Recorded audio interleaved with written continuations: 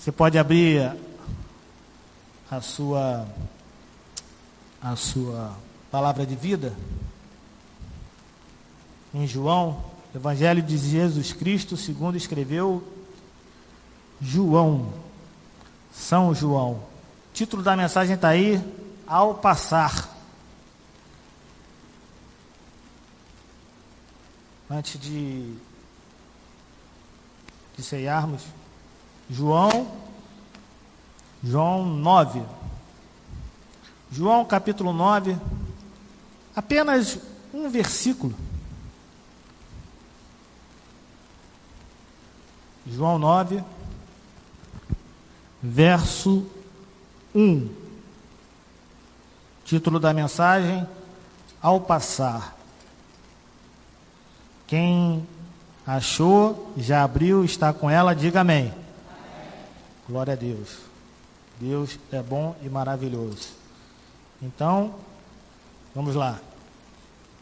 João 9, verso 1 diz: Ao passar, Jesus viu um cego de nascença. Você pode, junto comigo, falar? Ao passar, Jesus viu um cego de nascença. Fecha teus olhos, coloca aí a Bíblia no teu coração. Pai, nesse momento, te damos graças, porque queremos ouvir a tua voz. Que possamos ser vencidos pela palavra que será ministrada. Que possamos ser vencidos pelo teu Espírito através da palavra, Senhor. E que possamos ser também fortalecidos através dessa mensagem, Senhor.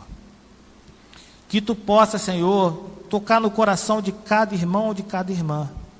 A manifestação é do teu Espírito, não é minha, Pai, e nem de ninguém. Então manifesta, Pai, transformação através dessa palavra. Manifesta, Senhor, a cura através dessa palavra, Senhor. Manifesta a libertação através dessa palavra, Senhor. Manifesta a restauração através dessa palavra, Senhor. Pai, que no teu nome, Pai, tu possas, Senhor, estar tocando, Senhor, na vida de cada irmão, de cada irmã, Pai. Que possa haver um entendimento, que possa ser resposta a questionamento, Senhor. Que possa ser aquilo que o meu irmão tanto procura ter encontrado através dela, Pai. Pai, que tu possa usar a minha vida, que eu possa ser realmente um zero, um nada, uma pessoa totalmente esvaziada de mim, Senhor, para que tu, Senhor, só tu, Senhor, possas falar, Senhor, através da minha vida. Então, Pai, a oração que te fazemos e agradecidos, fazemos em nome de Cristo, que todos digam amém e amém. Podeis assentar. Você já deve ter percebido esse ano, eu não sei se você é inscrito no canal do YouTube da igreja, mas se você é inscrito, se você pegar as mensagens que estão lá, todas elas gravadas, você vai ver que há uma temática quase que comum, e quase todo mês esse tema entra em pauta naquilo que Deus quer falar à sua igreja. Porque nós não propusemos nada quando a gente ora ao Senhor para pedir uma mensagem, para pedir uma palavra para ser entregue à igreja. A gente ora pedindo para que Deus possa estar botando em nosso coração aquilo que Ele quer falar à igreja. E tem um tema que é recorrente, tem sido recorrente esse ano, justamente no ano da edificação. E esse tema fala sobre crise. Crise é um tema que tem sido recorrente aqui na igreja, nas mensagens que têm sido pregadas, não só pelo pastor Gustavo, mas também por mim.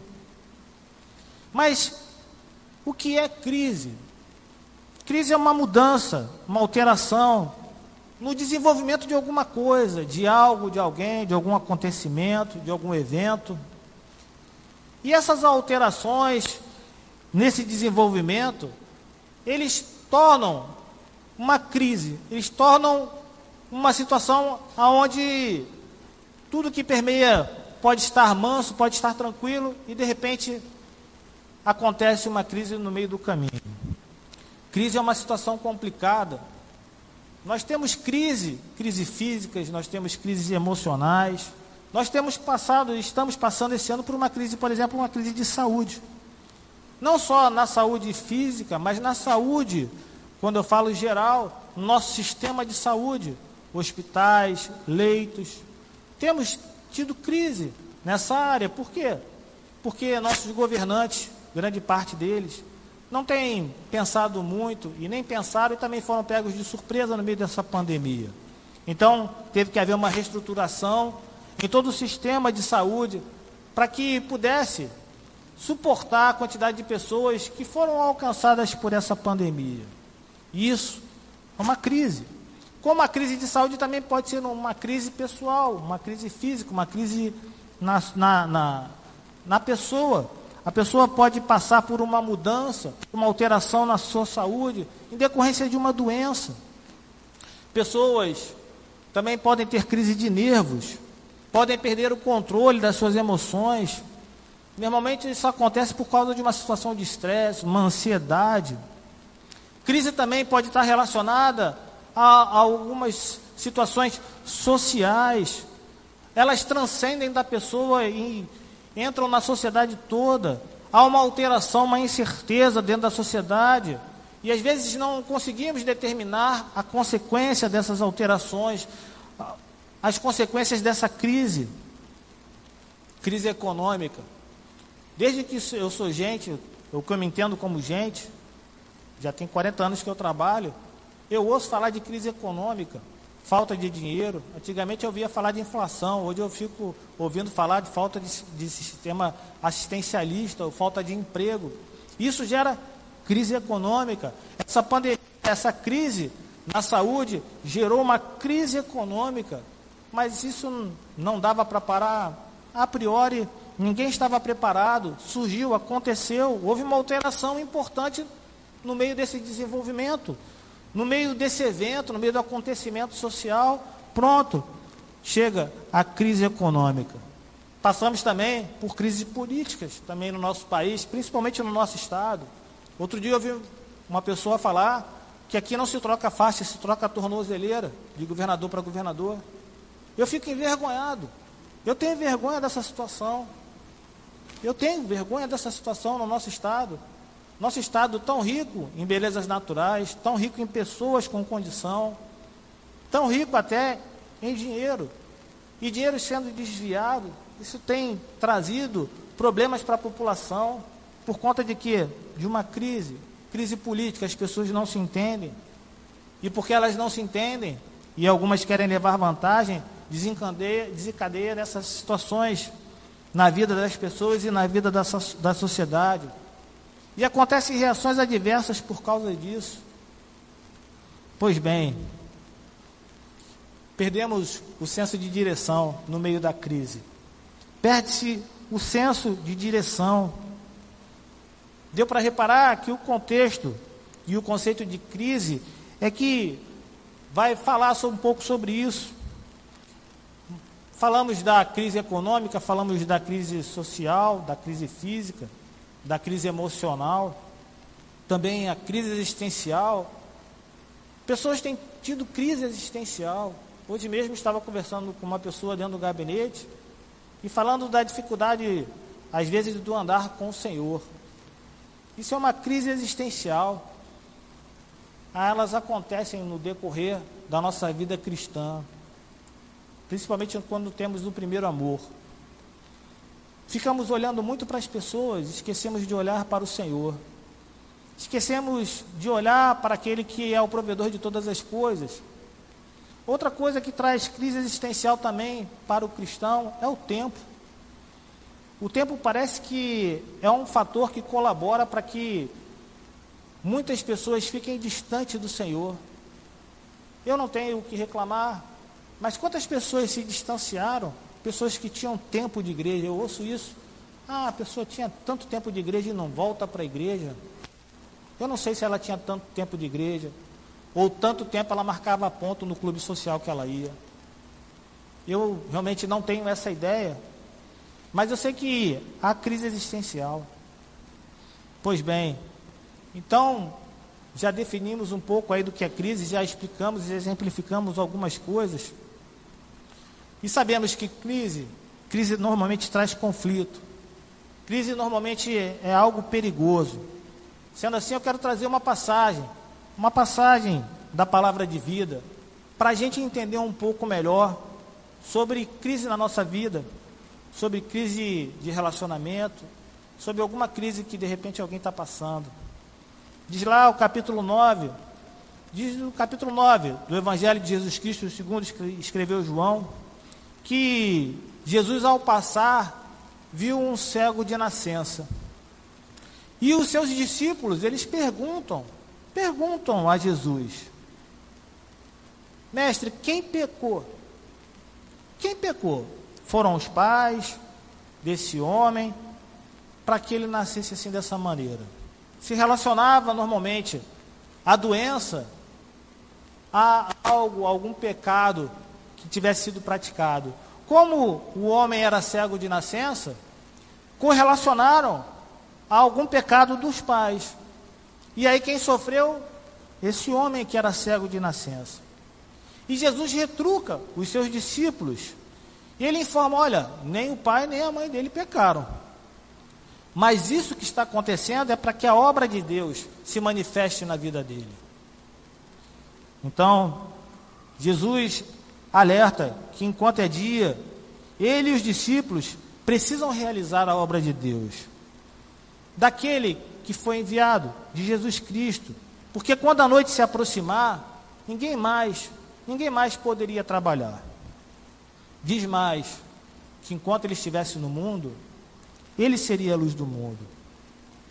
Certo é que depois de Jesus proferir esses ensinamentos, ele cospe no chão, mistura a terra com a saliva e aplica nos olhos daquele homem. E aí ele manda aquele homem se lavar no tanque de Siloé. Siloé significa enviado. O homem foi e lavou-se, e o homem voltou vendo. Acontece que os vizinhos, aqueles que eram vizinhos daquele cego de nascença, que viam todo dia aquele cego de nascença mendigando, eles começaram a se perguntar, começaram a indagar: ué, não era esse homem aí que era cego, que costumava ficar sentado, mendigando? Não é ele? Não é ele que ficava pedindo esmola por aí? Alguns falavam que sim. Outros diziam que não. Era apenas uma pessoa parecida. Mas o homem ouviu. Aquele que era cego e agora via, ele ouviu aqueles vizinhos indagando sobre quem era, se realmente era o homem ou não, o homem que havia sido cego de nascença ou não. E ele falou: sou eu mesmo. A palavra de vida fala que ele insistia em falar que era ele mesmo, porque as pessoas não acreditavam que ele, um cego de nascença, agora sim estava enxergando. E eles começaram a indagar aquele homem: mas como é que foram abertos os seus olhos? Como é que os seus olhos agora estão abertos? Como agora você consegue ver? Como é que você consegue enxergar? Você era cego. E ele fala para os seus vizinhos: olha, aquele homem chamado Jesus, ele misturou terra com saliva, ele colocou nos meus olhos, mandou eu me lavar no tanque de Siloé. Eu fiz isso. Eu fui lá no tanque de Siloé, me lavei e fiquei curado. Agora eu consigo enxergar, agora eu consigo ver, agora os meus olhos conseguem contemplar as outras pessoas, os objetos, eu consigo ver cores, eu consigo enxergar. E aí os vizinhos começam a perguntar: mas aonde é que está esse homem chamado Jesus? Aonde é que ele está? Eles queriam saber de Jesus, os vizinhos. Mas o homem disse que não sabia, que não tinha ideia, não sabia aonde Jesus estava. Os vizinhos eram gente boas, pessoas bacanas. Pegaram aquele que foi curado e levaram logo para os fariseus. Foram lá, levar esse homem que foi curado lá para os fariseus. Levou para aquelas pessoas que adoravam Jesus, aquelas pessoas que estavam perseguindo Jesus, eles pegaram e levaram. Diz a palavra de vida que era num sábado. Sábado era um dia de descanso. Sábado ninguém podia fazer nada. E Jesus curou aquele homem justamente num sábado, justamente no dia do descanso dos judeus. Justamente no dia do descanso dos judeus, Jesus mistura a terra com saliva, coloca sobre os olhos daquele homem, pede para que ele se lave. Ele que era cego, quando se lavou, quando tirou aquela saliva misturada com a terra, passou a enxergar, justamente no sábado. Justamente no sábado ele opera esse milagre. Agora quem queria saber como foi a operação do milagre eram os fariseus. Os fariseus agora ficaram curiosos, porque os vizinhos foram e pegaram esse homem e levaram a eles. Os vizinhos fizeram essa bondade de pegar aquele que era cego de nascença e havia sido curado por Jesus e levar justamente aos fariseus, aqueles que guardavam a lei. E eles fizeram a mesma pergunta àquele homem: como é que você recebeu a visão? Como é que hoje você consegue enxergar? E aí o homem novamente, pela segunda vez, ele fala: olha, ele colocou uma mistura de terra e saliva em meus olhos. Eu me lavei no tanque de Siloé e agora eu vejo. E os homens, os fariseus, começaram a questionar Jesus, já não mais o homem que havia sido curado. A cura já não importava para ninguém, se você reparar bem, nem para os vizinhos, nem para os fariseus. Eles começaram a falar: olha, esse Jesus aí não é de Deus não, ele está curando justamente no sábado. E outros ficaram encucados perguntando: mas vem cá, como é que um pecador pode fazer esse tipo de milagre? E aí começaram a questionar. E ali entre os fariseus mesmo, houve uma divisão de pensamento, uma divisão de entendimento do que tinha acontecido. Crise gerada. Crise gerada. Novamente, naquela crise dos fariseus com os vizinhos, e aquele homem que possivelmente estava alegre, naquela situação, novamente eles perguntam pela terceira vez. Só que dessa vez eles fazem uma indagação diferente. Eles perguntam para aquele homem: que diz você a respeito dele? Porque eles precisavam de uma pessoa que acusasse Jesus. Porque eles queriam jogar para cima daquele homem qualquer tipo de responsabilidade para acusar Jesus. E eles queriam saber o que ele pensava a respeito de Jesus, porque foram os olhos daquele homem que tinham sido abertos. O homem então respondeu. O homem foi sábio, ele falou: ele é um profeta. Ele é um profeta. Os judeus, fariseus, continuaram acreditando que ele não tinha sido cego, e nem que havia sido curado. E aí, o que eles fazem? Mandam buscar os pais daquele homem. Veja bem, para analisar, eu vou continuar a história.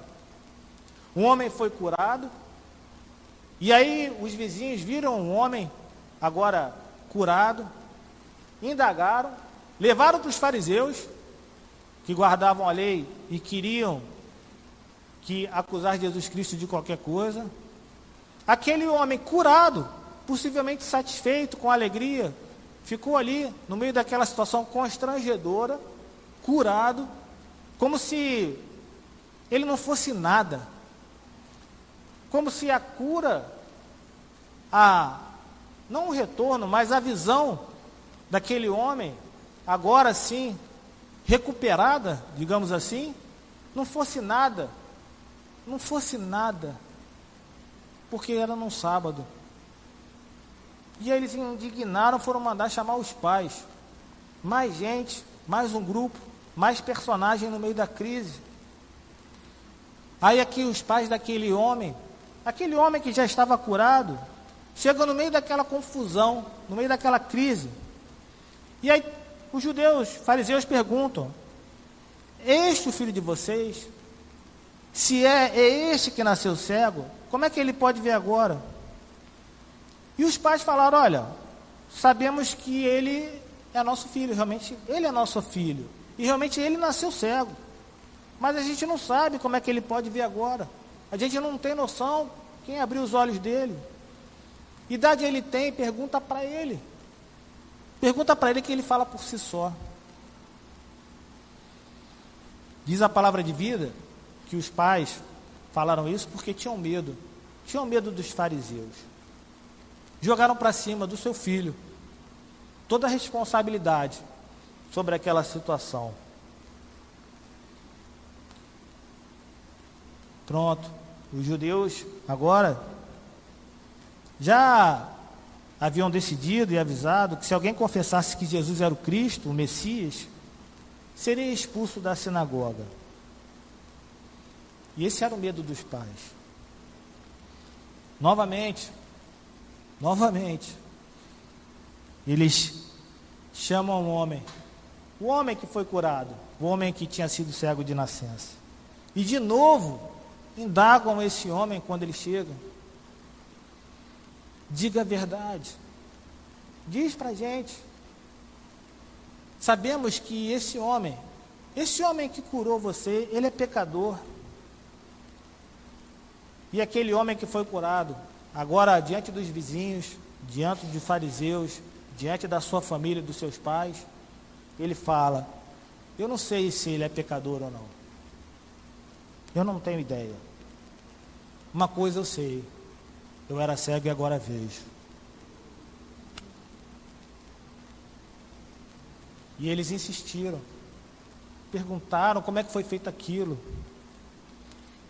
E ele já devia estar invocado. Ele falou assim: eu já falei para vocês, vocês não me deram ouvidos.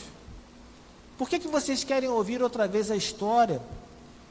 Acaso vocês querem ser discípulos dele? Acontece que os fariseus, os judeus, insultaram aquele homem. Falaram que ele era discípulo de Jesus. E eles eram discípulos de Moisés. E aquilo era um insulto naquela época.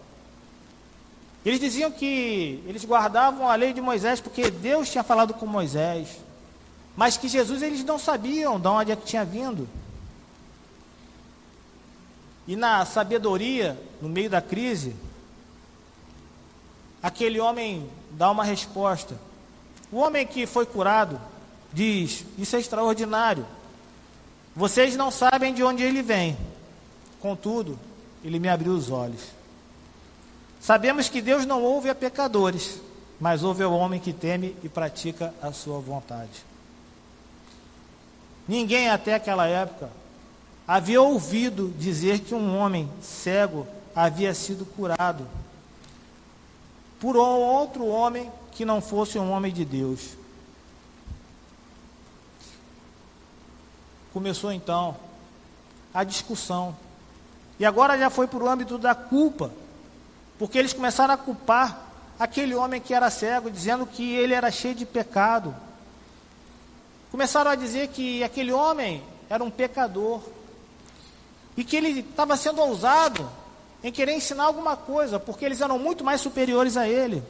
E eles acabam expulsando aquele homem que foi curado daquele seio, daquela região onde eles estavam. Jesus ouve que havia acontecido tudo aquilo. Encontra esse homem que foi curado, encontra esse homem que era cego e passou a ver, porque Jesus o curou.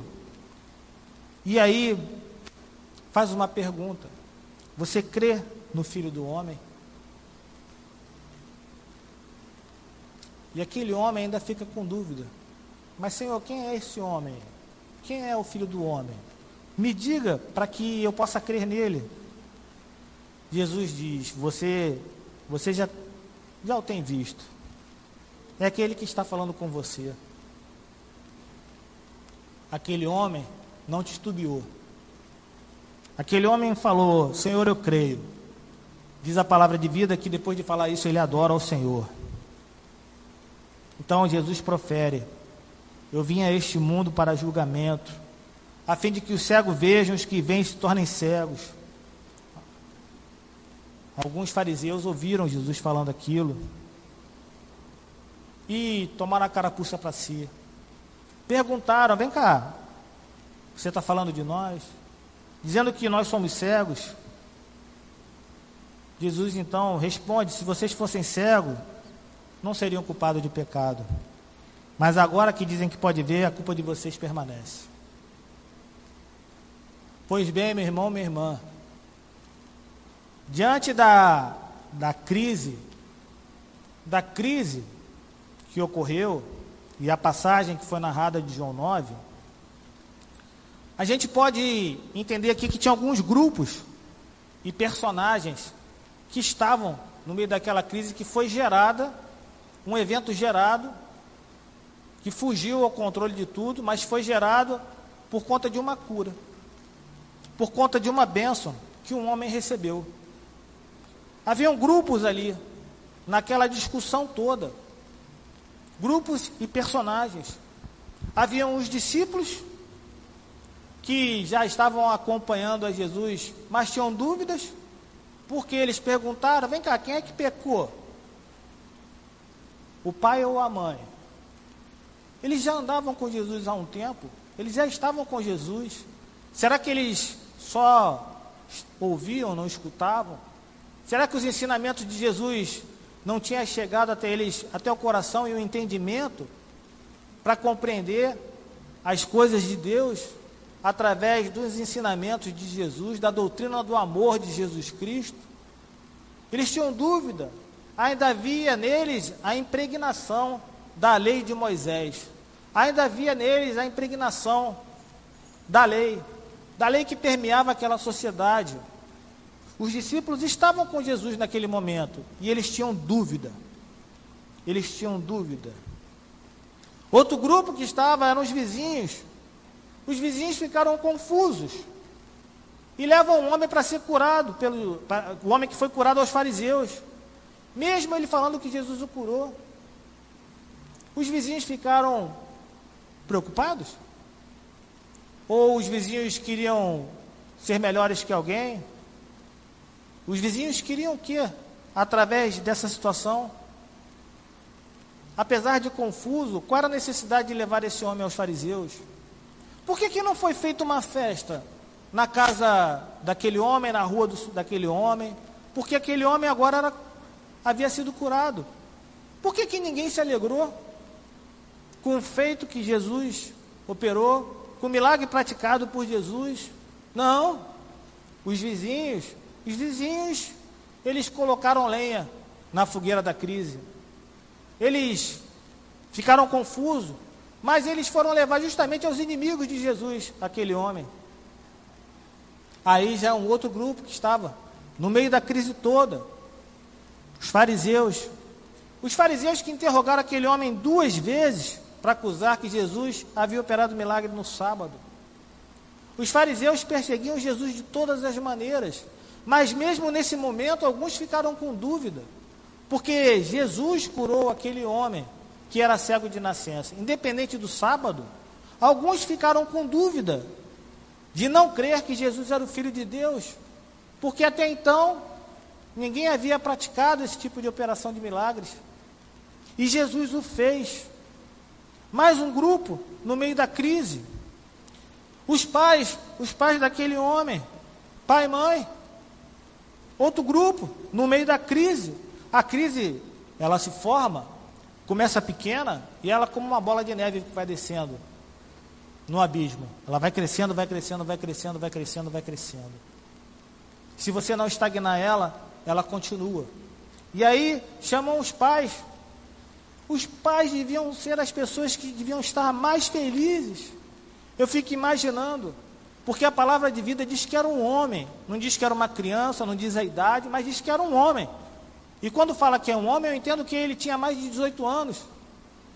E ele ficava mendigando, a palavra de vida falava isso, que ele mendigava, que ele ficava sentado, que o sustento dele era pedindo para as pessoas. E aí quem tivesse misericórdia dava um sustento para aquele homem. Os pais não. Ficaram com medo dos fariseus, de não entrarem na sinagoga. Eles ficaram com medo.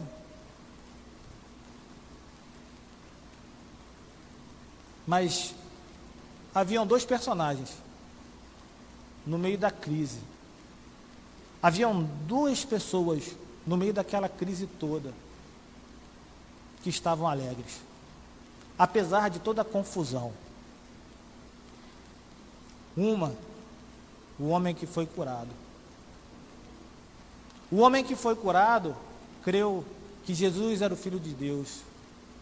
Creu que o Senhor era o Filho de Deus. E ele adora ao Senhor. O outro personagem é Jesus, que no meio daquela situação toda, já sabendo o que poderia acontecer, não se furtou de curar aquele homem. Ele, ao passar, ele viu o cego de nascença e ele parou para curar aquele homem. Ele podia ter visto e ter passado. Por quê? Porque multidões acompanhavam Jesus. Jesus nunca estava só.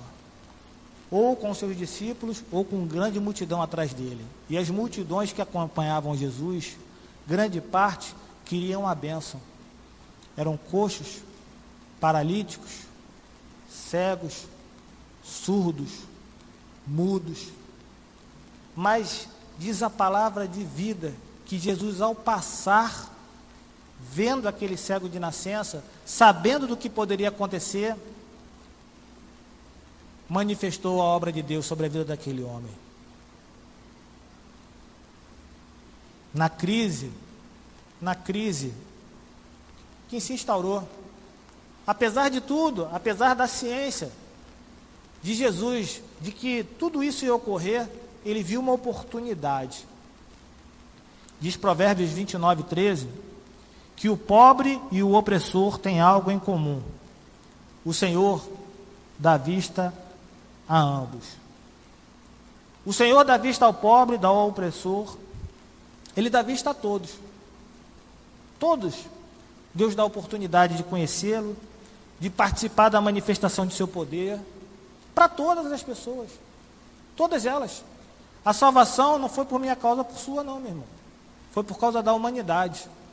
A salvação está aí, de mão aberta, de braços abertos, para qualquer um, para qualquer pessoa.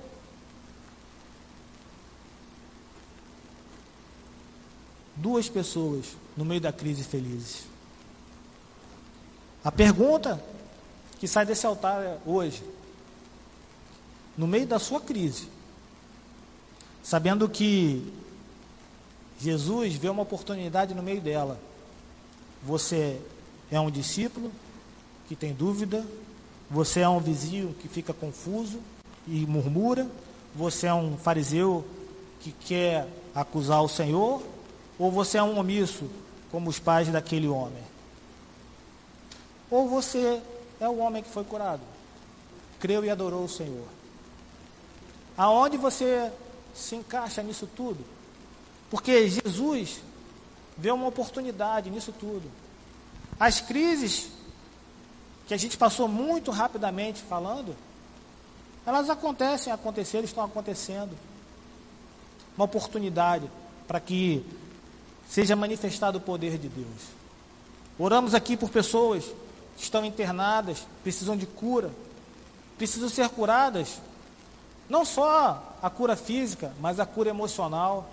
Tem pessoas que estão com problema de crise de ansiedade, pessoas que estão com crise existencial, pessoas que têm crise. Nós somos humanos, eu e você. Nós também temos os nossos momentos de crise. Mas aonde é que a gente se encaixa nisso? Porque Jesus passou e viu cada um de nós, eu e você, de modo diferente. A salvação é para todos, mas ao passar, ele vê um cego de nascença. Esse cego de nascença um dia fui eu. Um dia eu fui cego, hoje eu vejo. Eu creio que você foi cego um dia, hoje você vê. Então mantenha a sua fé. Mantenha a sua fé, porque Deus não entrou na sua vida, não passou, não olhou, não operou um milagre na sua vida para deixar você no meio da crise, perdido no meio do nada. Jesus está com a sua mão estendida sobre a sua vida, no meio da crise, no meio do tumulto, no meio da situação adversa. Jesus está. Jesus quer manifestar o seu poder. persevere, não deixe ser absorvido pela crise, e seja ela qual for, deixa Deus manifestar o poder dele na sua vida, deixa Deus trabalhar, porque Ele passou e te viu. Foi Ele, apesar da salvação ser para todos, mas foi Ele que escolheu a mim e a você. Ao passar Ele viu o Marcelo, mas Ele viu os outros também, o Francisco, o Marco, o Lucas, o João, o Mateus.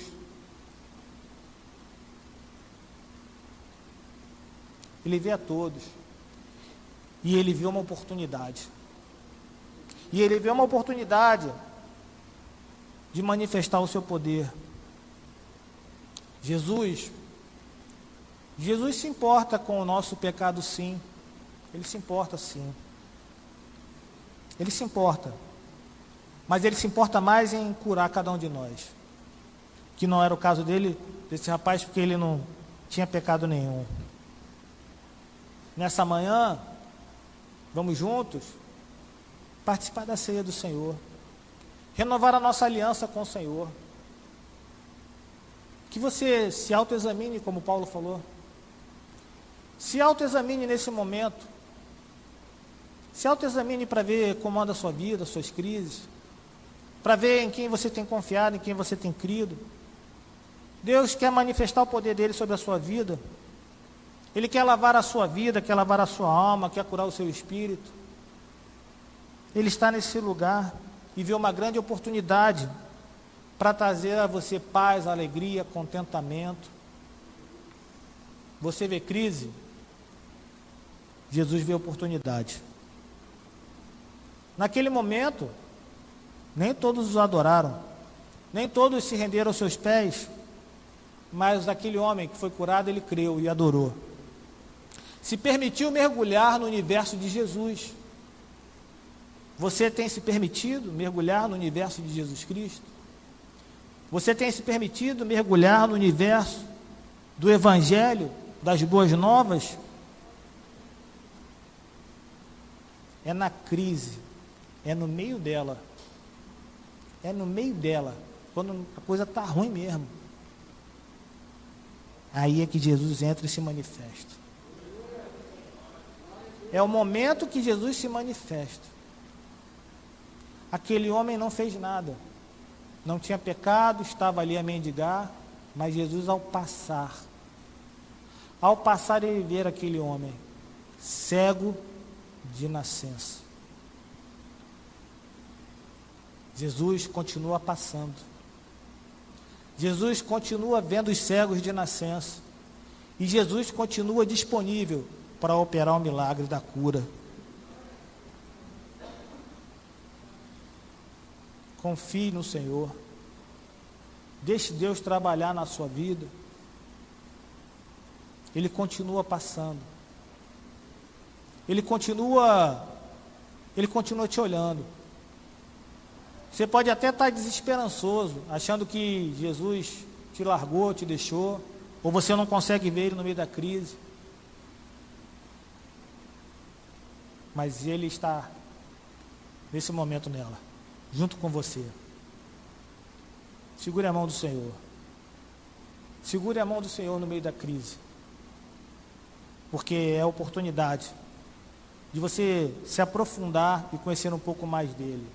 E é uma oportunidade para Ele também estar operando, e através da operação do milagre da cura, da transformação, da libertação, outras pessoas também se renderem aos seus pés.